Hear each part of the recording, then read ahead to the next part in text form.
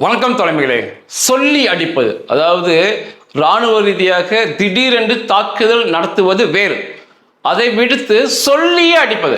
நான் உன்னை அடிக்க போறேன்டா, முடிஞ்சா உன்னை காப்பாற்றிக்கொள்ளு சொல்லி அடிப்பது. ஆனால் எவ்வளோ சொல்லி அடித்தாலும் ஈரானின் வக்கற்ற நிலை, பரிதாப நிலை, அவர்களை காப்பாற்றி கொள்ள முடியாது. மாறாக அந்த இடத்துல பெண்களை, குழந்தைகளை கொண்டு போய் உட்கார வைக்கலாம். வேற எதுவுமே கீழே நான் பேச போகிற தலைப்பில் அவர்களால் எதிர்த்து செய்யவே இயலாது. ட்ரம்ப் அவர்கள் அறிவிப்பு கொடுத்திருக்காரு, ஈரானுடைய பிக் ஆக்ஸ் மலையை தகர்க்க போகிறேன், முடிந்தால் தடுத்துப்பார் அப்படிங்கிற ரீதியில் ட்ரம்ப் அவர்கள் பேசியிருக்காரு. கடந்த 2 போர் நடந்தது, operation roaring lion, rising line.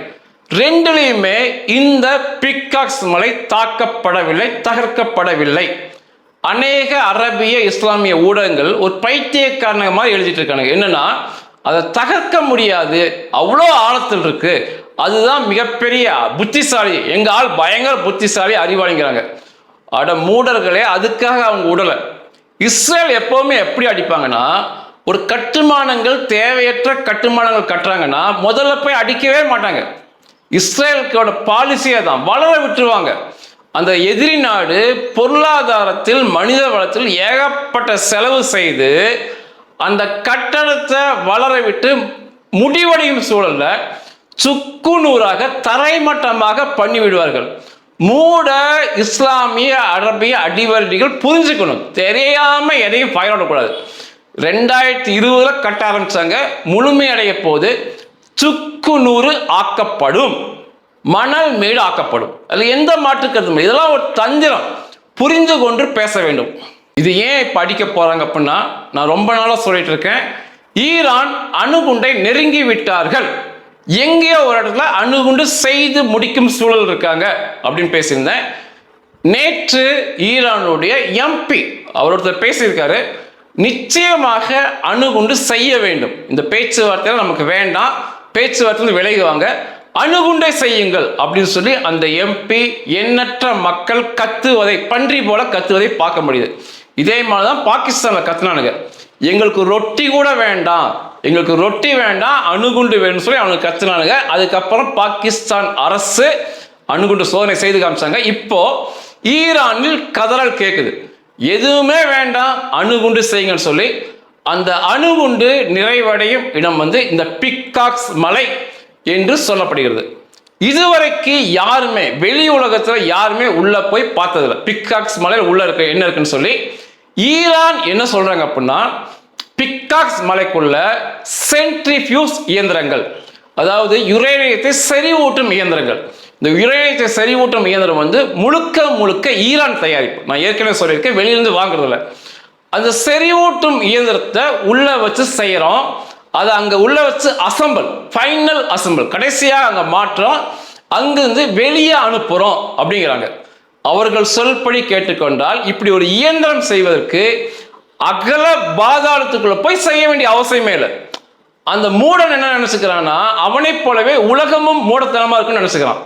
ஒரு இயந்திரம் செய்றீங்க, அந்த இயந்திரத்தை வெளியே வச்சே செய்யலாம், ஏன் அகல பாதாளத்துல உள்ள போய் செய்றீங்க? அந்த அணுகுண்டு கடைசியாக நிறைவேற போகின்ற இடம் இந்த பிக்காக்ஸ் மலைப்பகுதி. போன போர்களில் ஈரானுடைய 3 அணுகுண்டு செய்யும் இடங்கள், அணு கட்டமைப்புகள் நொறுக்கப்பட்டது. ஃபோர்டோ, நட்டான்ஸ், இஸ்பகான், இதெல்லாமே பகுதி, அந்த இடத்தோட பெயர். இந்த 3ல் ஃபோர்டோ தான் மிக பெரியது, மிக பலப்படுத்தப்பட்ட பாதாளமாக இருந்துச்சு. ஃபோர்டோவை ஒண்ணுமே இல்லாம பண்ணிட்டாங்க. இந்த ஃபோர்டோவை விட மிக பெரியது இப்பொழுது பிக்காக்ஸில் செயல்படுகின்ற இந்த அணுகுண்டை செய்யக்கூடிய பாதாளம், இதுதான் பெருசு. இந்த தாக்குதல் நடத்தும் போது ஈரான் கைவசம் 480 கிலோ செறிவூட்டப்பட்ட யுரேனியம் மிச்சம் இருந்துச்சு. அந்த 480 கிலோல அதிகமாக நட்டான்ஸ் என்ற பகுதியில் இந்த அணு குண்டுகள் செய்யக்கூடிய கட்டிடங்கள் இருந்துச்சு. அங்கதான் அதிகமாக 480 கிலோல பெருமளவு நட்டான்ஸ் தான் வச்சிருந்தானுங்க பாதாளத்துக்குள்ள. இந்த நட்டான்ஸ் பகுதியிலிருந்து வெறும் 1.5 கிலோமீட்டர் தாண்டி போனா இந்த பிக்காக்ஸ் அந்த அணுகுண்டு செய்யும் இடத்தை இப்ப அடைஞ்சிடலாம். வெறும் 1.5 கிலோமீட்டர் தான் இருக்கு. இந்த நட்டான்ஸ் பகுதியில் 480 கிலோ செறிவூட்டப்பட்ட யுரேனியத்தில் பெரும்பகுதி அங்கதான் இருக்கு. அங்கிருந்து வெறும் 1.5 கிலோமீட்டர் போனா இந்த பிக்காக்ஸ் மலைப்பகுதி வருகிறது.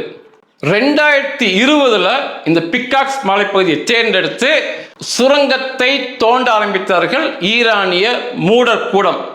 இது ஒரு கடினமான மலைப்பகுதி, அதாவது கிரனைட்டை போல, கிரனைட் அப்படிம்பாங்க, கிரனைட் மிக கடினமானதுமாங்க. கிரனைட் மலைப்பகுதி தான் பிக்காக்ஸ் மலைப்பகுதி. இது ஒரு சரியான இடத்தை தேர்ந்தெடுத்து, அதாவது இந்த மலைப்பகுதி கடினமான பாறை, இதுக்குள்ள நேரா தோண்டி உள்ள போக மாட்டாங்க. தெரிவது போல பக்கவாட்டில் எங்காவது ஒரு குழி போல இருந்தா அங்கிருந்து சுரங்கம் தோண்ட ஆரம்பிச்சு உள்ள போவாங்க. பொதுவா இதை போல பாதாளங்கள் இப்படிதான் இருக்கும். ஒரு சரியான பகுதியை தேர்ந்தெடுத்து பக்கவாட்டில் துளையிட்டு உள்ள போக ஆரம்பிச்சாங்க. இதோட ஆழத்தை கேட்டால் பிரமிப்பாக இருக்கிறது. இதுவரைக்கும் யாருமே உள்ள போய் பார்க்கல. ஆனா உளவு தகவல் என்ன சொல்லுதுன்னா 600 மீட்டர் அளவுக்கு ஆழம் இருக்குங்கிறாங்க. தோண்டி இருக்கானுங்க உள்ள அப்படிங்கிறாங்க. அதாவது 1/2 கிலோமீட்டருக்கு மேல தோண்டி உள்ள போயிருக்கானுங்க. அதுக்குள்ள இயந்திரங்கள் அணுகுண்டு செய்யும் சமாச்சாரங்கள் இருக்கு அப்படிங்கிறாங்க. அதை விட முக்கியமான தகவல் என்ன சொல்றாங்கன்னா, இப்ப அந்த நட்டான்ஸ்ல இருந்து பக்கவாட்டில், நட்டான்ஸ்ல ஏற்கனவே பாதாளங்கள் இருக்கு, இந்த அளவுக்கு இல்லாட்டியுமே இருக்கு, அங்கிருந்து பக்கவாட்டு வழியாவே தோண்டி இந்த பிக்காக்ஸ் மலைப்பகுதிக்கு வந்திருக்கலாம் அப்படிங்கிறாங்க. இது இந்த பிக்காக்ஸ்ல இப்ப கண்டுபிடிச்சிருக்க இடத்துல 2 நுழைவாயில் இருக்கு. மிகப்பெரிய அளவு நடமாட்டம் இல்லை, ஒரு சில நடமாட்டம் இருக்கு, நல்லாவே தெரியுது. பிரம்மாண்ட வாகனங்கள் உள்ள போகுது. அந்த நுழைவாயில் ஒரு மிகப்பெரிய டிப்பர் லாரி, நம்ம ஊர்ல அந்த டிப்பர் லாரி போற அளவுக்கு இருக்கு. மிகப்பெரிய அளவு நடமாட்டம் இல்லை, ஆனா உள்ள என்னமோ நடக்குது. இன்னைக்கு என்ன சொல்றாங்கன்னா, நட்டான்ஸ்ல இருந்து குறுக்க அங்கிருந்து பாதாளம் தோண்டி அது வழியா உள்ள வந்திருக்கலாம். உள்ள முழு வீச்சில் அணுகுண்டு செய்யும் நிலையில் அவர்கள் இருக்கலாம். அதனாலதான் பிக்காக்ஸ்க்கு வெளியே பெருசா எதுவுமே தெரியல, உள்ளுக்குள்ள நடக்குது அப்படிங்கிற மாதிரி சொல்றாங்க. 600 மீட்டருக்கு உள்ளே சென்று தாக்கக்கூடிய எந்த பங்கர் பஸ்டர் ஆயுதமும் இன்னைக்கு இல்லை. இப்ப GBU 57 MOB அமெரிக்காவில் இருக்கிறதா மிக பெருசு உலகத்துல. அதுவுமே 600 மீட்டர் உள்ள போகாது. ஆனா பக்கவாட்டை தகர்ப்பதன் மூலமாக, முகட்டடத்தை தகர்ப்பதன் மூலமாகவே அந்த கட்டடத்தை நிலைகுலைய வச்சிடலாம். இன்னுமே இந்த மூட ஜனங்கள் இவங்களுக்கு அறிவும் இல்லை, இயற்பியலும் தெரியாது, ஒண்ணுமே இவங்களுக்கு தெரியாது. அவ்வளோ பெரிய 14,000 கிலோ எடையுள்ள குண்டு அவ்வளோ வேகமா 2,500 கிலோ வெடிபொருளோட மோதி உள்ள வெடிக்கும் போது 600 மீட்டர் அளவு உள்ள செல்ல வேண்டியதே இல்லை. முகப்படிச்சு அதை தாண்டி முகப்படிச்சு பக்கவாட்டில் அடிக்கும் போதே அது இல்லாம மூடிடலாம், நிச்சயமாக மூடிடுவாங்க. அது இவர்களுக்கு புரியல. அதே போல பங்கர் பஸ்டர் குண்டுகளை உபயோகப்படுத்தும் போது கணக்கே இல்லாம துணையாக டோமஹாக் ஏவுகணைகள் அமெரிக்கா புகழ்பெற்றது, அதை சரமுறையை உள்ள செலுத்துவாங்க. அதனால தப்பிக்க இயலாத வண்ணம் பிக்காக்ஸ் மூடப்படும். அதை தாண்டி இன்னொன்னு சொல்றாங்க, தரை வழி இராணுவ துருப்புகளை உள்ள அனுப்பலாம் அப்படிங்கிற நிலைப்படியுமே அமெரிக்கா இருக்காங்க. இது ஒரு ரிமோட், ஒரு தள்ளி இருக்கு, மக்கள் அக்கம் பக்கம் இல்லாம தனிமைப்படுத்த பகுதி தான் பிக்காக்ஸ் மலைப்பகுதி. அதை பாதுகாக்க வான் பாதுகாப்பு சாதனங்கள், வான் எதிர்ப்பு சாதனங்கள், அநேக ஆயிரக்கணக்கான ஈரான் ராணுவ வீரர்கள் இருக்கணும் நிச்சயமாக. ஏதாவது இடத்துல ஒளிஞ்சிருப்பானுங்க. ஆனா அமெரிக்காவுடைய விமானப்படை தாக்குதல் மூலம் இவங்களால ஒண்ணுமே பண்ண முடியாது. அமெரிக்காவுடைய போர் விமானங்கள், போர் ஹெலிகாப்டர்கள் சரமரியாக சுட்டு வீழ்த்தும் போது, சரமரியாக குண்டு போடும் போது இந்த வான் பாதுகாப்பு சாதனம், இந்த ஈரான் ராணுவ வீரர்கள் 0 என்ற அளவுக்கு கொல்லப்படுவாங்க. அதுக்கப்புறம் அமெரிக்க ராணுவ துருப்புக்களை உள்ள இறக்கி பல லட்சம் வெடிபொருள், வெடிமருந்துகளை அந்த பிக்காக்ஸ்குள்ள பொருத்தி முற்றாக தகர்க்கலாம் என்ற எண்ணத்தில், 2வது எண்ணத்திலையுமே அமெரிக்கா இருக்காங்க. பங்கர் பஸ்டர் குண்டு போறது முதலாவது, பங்கர் பஸ்டர் குண்டுகள் டோமோஹாக் ஏவுகணை மூலம் தகர்ப்பது முதலாவது. 2வது, இப்படி அங்க இருக்கிறவங்களை கொன்றுவிட்டு அமெரிக்க துருப்புக்களை உள்ள இறக்கி பல லட்சம் வெடிமருந்துகளை அதுக்குள்ள அங்கங்க வச்சு முற்றாக தகர்க்கலாம். இது 2வது. 3வது என்ன சொல்றாங்கன்னா, அதாவது இன்னும் 100 வருஷத்துக்கு புல் பூண்டு முளைக்காத வண்ணம் அந்த இடத்த பூஜ்ஜியமாக்க வேண்டும் அப்படின்னு ஒரு செனட்டர் சொல்லியிருக்காரு அமெரிக்காவில். அப்படின்னா ஒரு அணுகுண்டை உபயோகப்படுத்தலாம். சிறிய அளவு தகர்க்கக்கூடிய பிக்காக்ஸ் மலைப்பகுதியை நொறுக்கக்கூடிய அளவுக்கு அணுகுண்டுகளையோ வேதியியல் குண்டுகளையோ உபயோகப்படுத்தலாம்னு சொல்லியிருக்காங்க. நிச்சயமாக வருகின்ற ஒரு சில நாட்களுக்குள்ள ஈரான் பேச்சுவார்த்தைக்கு வந்து பிக்காக்ஸ் மலைப்பகுதிக்குள்ள இன்ஸ்பெக்டர்களை, சர்வதேச முகமை ஆராய்ச்சியாளர்களை உள்ள அனுப்பிட்டாங்கன்னா பிரச்சனை இல்லை.